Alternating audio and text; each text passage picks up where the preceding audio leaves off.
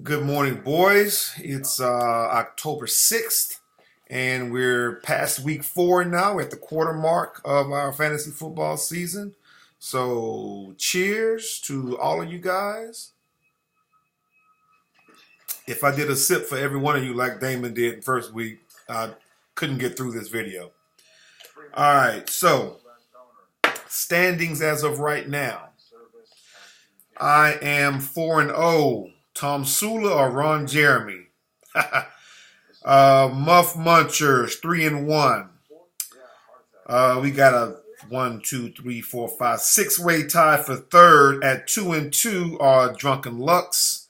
Every day I'm rustling. Sunshine, UYA, Buffalo Soldiers, Joe Johns. And bringing up the rear, Fantasy Professor. I guess that's Fantasy Football Lives Matter 2. That's Winston. And Silver and Black all at 1-3. So let's take a look here. We're going to go over the week 4 scores. Let's see. All right.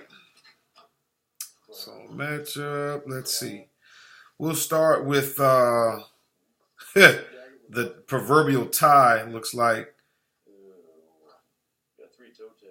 How do Fantasy Football Lives matter? So Nate and Winston ended up both with 62 points. Is that what happened? Am I seeing this right? So how does that equate to a win or a loss? They're here because their bodies are here. Not quite sure on that. Okay. Buffalo Soldiers at Fantasy Professor. Buffalo Soldiers 84. Fantasy Professor 77. This was a pretty boring game. Looks like the field goal kicker for Denver, Brandon McManus. He saved you, DC, with 12 points. Nothing outstanding anywhere else. 16 from Jeremy Maclin. But besides that, nothing there. Florida Sunshine at Drunken Lux. So Damon came back with a win. 103-72. See, looks like Le'Veon Bell. Damon, you predicted that when Le'Veon Bell got back, we were going to be in trouble. Well, not we, but at least Minnow was.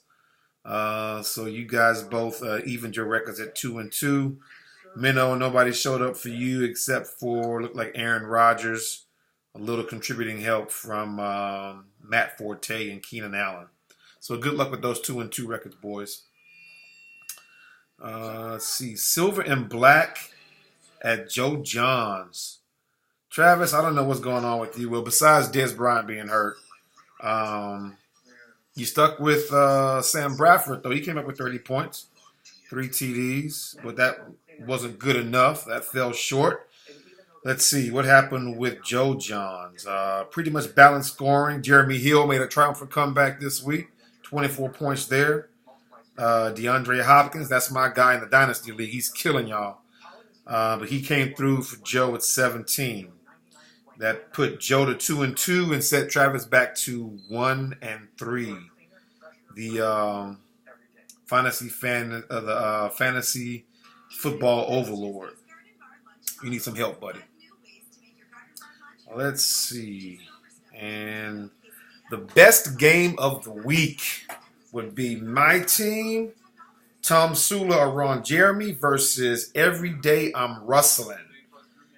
This came down to the wire. Every Day I'm Rustling was up by 1 point at the end of Sunday night's game. I think it was 83-82. And it came down to Seattle's defense versus the tight end for Detroit, the rookie guy, Eric Ebron. Fortunately for me, Eric Ebron hurts a knee in like the second quarter. So Seattle's defense, which I kept in the game, I didn't pull them. Oh my God, please end that argument. Let's just get that going. Seattle defense scored 4, and Eric Ebron only scored 2 points. So that was the difference there. I am the only undefeated team. I look forward to taking everybody's money end of the year. So let's see with the scores. Who had the highest score this week? Let's take a look and see. So high score this week would be Joe Johns, 107. So he won the money this week. So besides that, looks like everything is good. You guys are all tasting the fumes from my exhaust of my sports car engine that is the fantasy team Tom Sula. Uh-oh. Tom Sula or Ron Jeremy. So not quite sure who the coach of the 49ers exactly is, but I know that they're 1-3. So hopefully Dez and Tony Romo and everybody else comes back in enough time where I can talk shit at the end of the year. As long as San Francisco loses, Cowboys win, Florida loses, and LSU wins, that's my perfect weekend. So Winston, screw you. Love you, but screw you. All right, boys. I'll do another recap. And let's try to get this Vegas trip planned out, man.